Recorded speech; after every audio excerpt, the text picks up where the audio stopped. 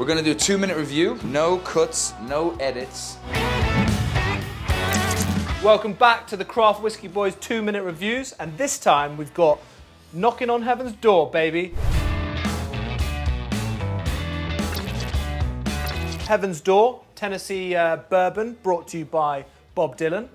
This is actually made in a church, at a distillery that's inside a church, which is also a concert venue, so it combines 3 of Bob's favourite things. 1, religion, 2, music, and 3, of course, whiskey.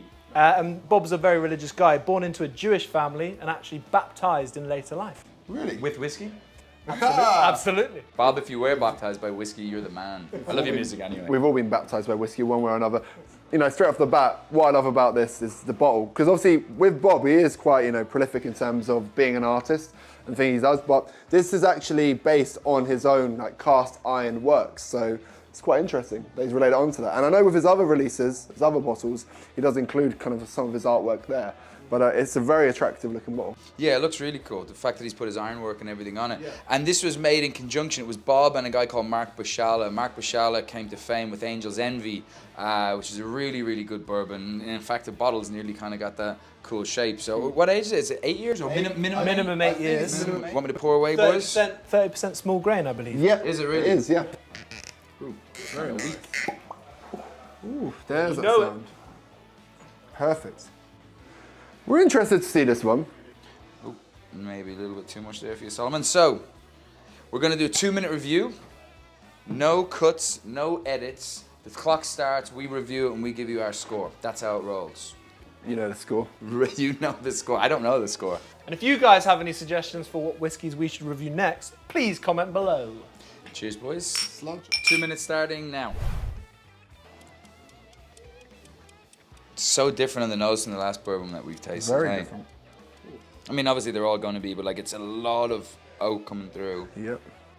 And a lot of vanilla. Yep, that's Vanilla. Yeah, straight off the bat. I'm thinking rosemary. Why am I thinking rosemary? That's weird. Yeah, that steak earlier.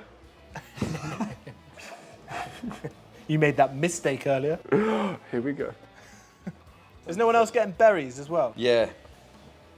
Yeah.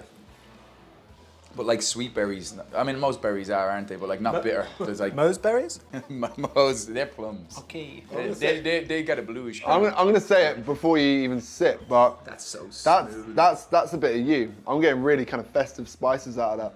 We know you love Christmas time, and that kind of cinnamon and nutmeg is just bursting through. He's growing that beard to be I have to Santa. do a lot of work around Christmas Am I time. wrong? Or Yeah, am I that's right. It is. There are some festive spices. There are some festive spices. I love a spicy whiskey, especially ones with festive spices. Yeah, there's a bit of cardamom. That's that nutmeg on the finish as well.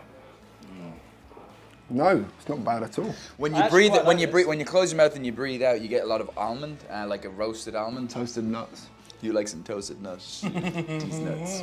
We can't keep doing the these nuts jokes. No, well, you know, especially in the temperature in the UK at the moment, there's nothing toasting. No. I like it. I just don't think it's not overly complex. It's very simple. But I No, do like it. very simplistic. In the nose, on the palate, and the finish is very short. It's short, but there's a bit. I do like the spice on the back palate. I'm not really getting that, Jay. I'm not really feeling. No. No. On the back of the tongue, I'm getting a heap of spice there. It's quite dry in the mouthfeel. Very dry. Last 10. No, but it's, do you know what I mean? Not bad at all. Did anyone? There's a bit of citrus on the finish there. Yeah, it is dry, isn't it? It's really dry in the finish. Nice.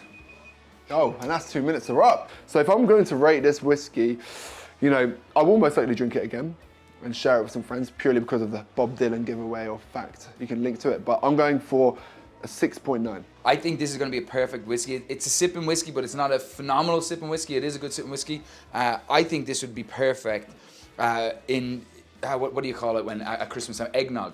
Use bourbon and eggnog. This would be the best bourbon that I've ever tried to go into an eggnog at Christmas time. This would be phenomenal for that, in my opinion. My score on that, I'm about where you're at, Mo. I'm at like a 6.7. I still like it. I will definitely drink it again. It just wouldn't be one that I would go, you know, searching for. But I would, if it was put in front of me, I wouldn't kick it out of bed. Sure. So it's nice. Fair.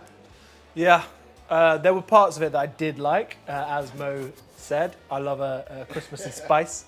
I thought the finish was not that great. The nose was okay, But I agree with these guys, and I'm going to give it a 6.8.